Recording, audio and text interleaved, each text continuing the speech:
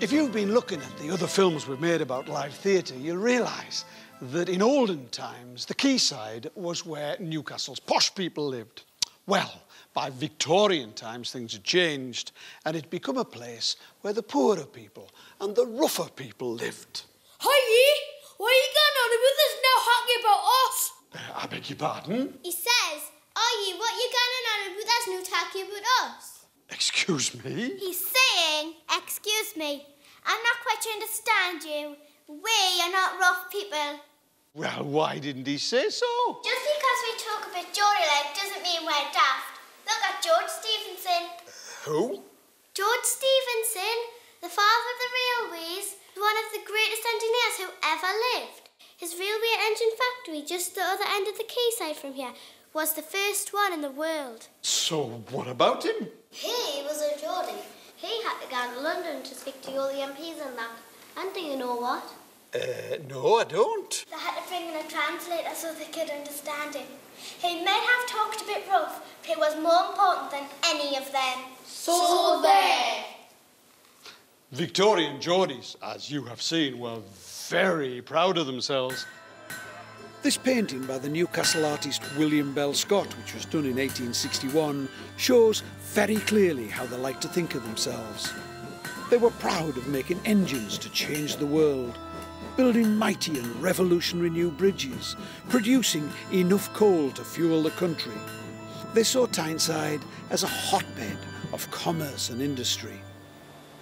It is amazing how many new inventions happened on Tyneside in the Victorian years. I mean, apart from the invention of the railway. That's right. There was a miner's safety lamp. Don't forget about that. What about the electric light bulb? That was invented in Gateshead by Joseph Swan. Hydroelectric power too. Lord Armstrong invented that. It has the world's first to be lit by hydroelectric power. The electric light switch. Never. It was 1884. John Holmes, Newcastle man, invented the electric light switch. Hydraulic cranes. Lord Armstrong invented those. The Turbinia, the world's first steam turbine-driven ship. That was made here. Oil tankers. Propeller-driven iron ships. Fleabag crisps. What? Vinegar flavoured crisps, invented by Hoggets of Gateshead. What is a dafty? So, a place of inventiveness and hard work, but also a place which was a touch less posh than it had been.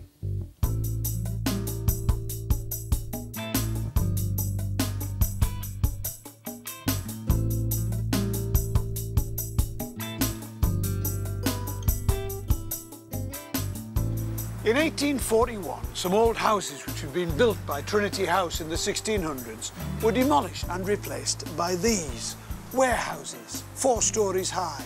Not as tall as some on the quayside, but still typical brick warehouses with loading bays on each of the floors.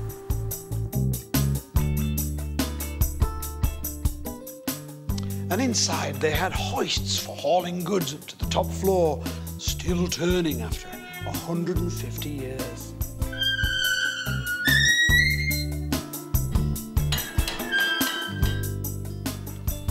This carriage arch, which you can now only see in a sneaky view from the staircase, is the new entrance to the theatre. But it used to be the way in which goods were taken through from Broadchair to the rear of the warehouses.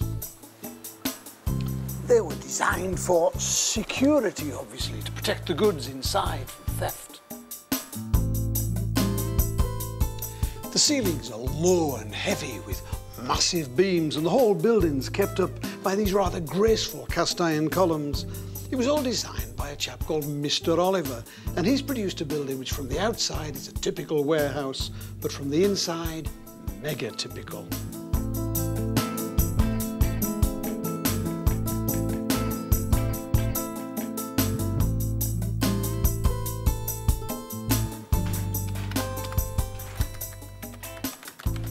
I love these spaces, I love the columns. There's nothing fancy about these rooms. They were built as workspaces, and that's what they still are.